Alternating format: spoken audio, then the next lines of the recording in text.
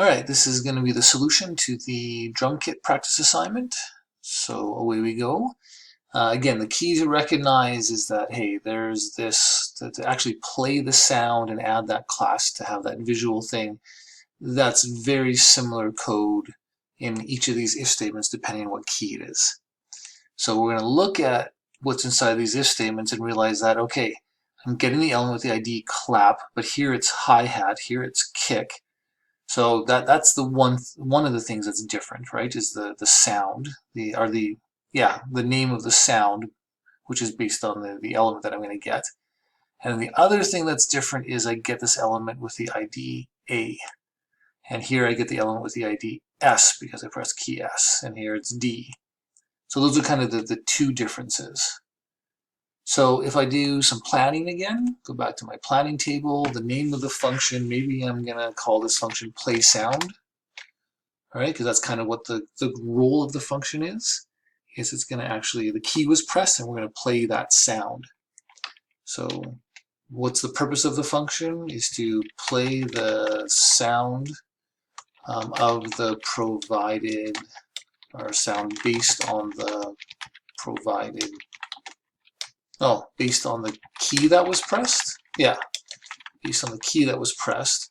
So the data that I need to know is I need to know the sound name. I guess I could call it sound name, like hi-hat or clap or whatever.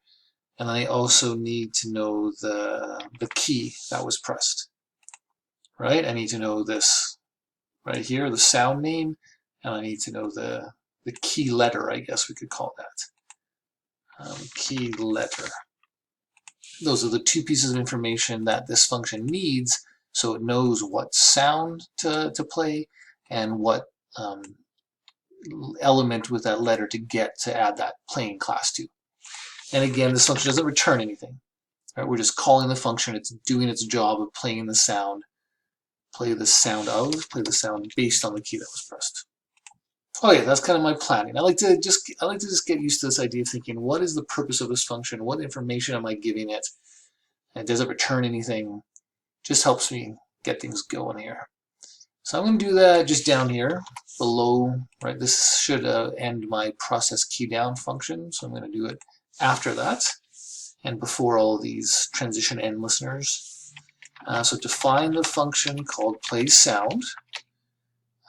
We said it's going to take in two pieces of information. It's going to take in the sound name,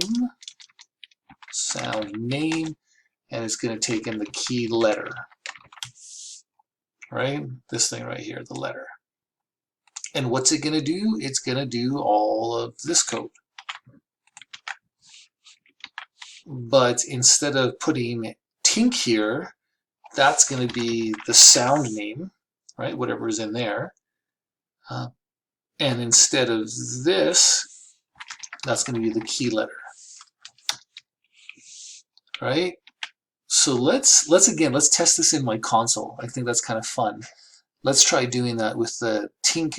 No, let's not do tink L. Let's do the just the clap. Clap A. So I should be able to go back to here, and I can now do the play sound function, and the sound name is going to be clap, and the key is going to be A. And ta-da! Right, the function works. It played the sound and it highlighted the thing. Now what's hilarious actually is I could totally do this. I could do clap and then L. Right, so it still played the clap sound, but it highlighted the L key. We can do other things. We can do hi-hat, and hi-hat is going to be S, right? Think. Awesome. And away you go. Okay, but obviously we don't want to type in the console. We want to make it work so that when we press a key. So in here, all we have to do is call play sound, and we're going to pass in clap and A. And then we don't need this code because that code is all inside of here. We're just going to be able to reuse this code.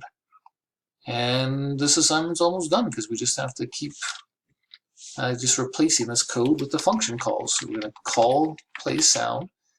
The first argument will be the sound name, hi-hat, and then S, like so. and play sound. This time it's kick and D. Awesome. And here we go again, open hat and F. Look at all that code I'm deleting. Feels good. Boom and G. I'm not as impressed with the boom. I think at school I have a better sound woofer and it makes a big boom. It's kind of cool. All right, oops, make sure that's right. So this is ride with the H. Okay, so again, remember the values when we call the function like this, these values like snare and J, these are arguments, right? That's just the word that's used to describe the values that are passed into the function when we call it. Okay, and then in the actual, oops, in the actual function definition, where I have those variables sound name and key letter, those are the parameters, it's called. So just a little vocabulary. Right? These are the parameters. Those are the variables that store the values of the arguments. So the first argument is tink, it gets stored inside of here. Second argument is L, it gets stored inside of here. And then of course we change the values of the arguments depending on which key was pressed. Ta-da! Okay, so way neater, right? So functions also make your code easier to read because if you give your function a good name, it's very descriptive as to what it does, right? I don't need comments to explain what's going on here. I'm going to play a sound. I'm going to play the clap sound, which is the key A. Cool, right? Like that's pretty straightforward. So we'll do a quick save here. Make sure this works. A, S, D, F, G, H. Perfect. Okay, that's the solution. So again, very similar to the other assignments, just really kind of want to drill it into you guys, this idea of being able to define a function with parameters, and then we can reuse that function with different arguments, and it makes our code more efficient, right? Because I can reuse this code, makes it more organized and easy to read, right? This function is really just in charge of processing what key was pressed, and then it calls the function with the right values to do its job to update or to play the sound. All right, okay, that's the solution to this one. Hope that made sense. Take care, and we'll see you in the next video.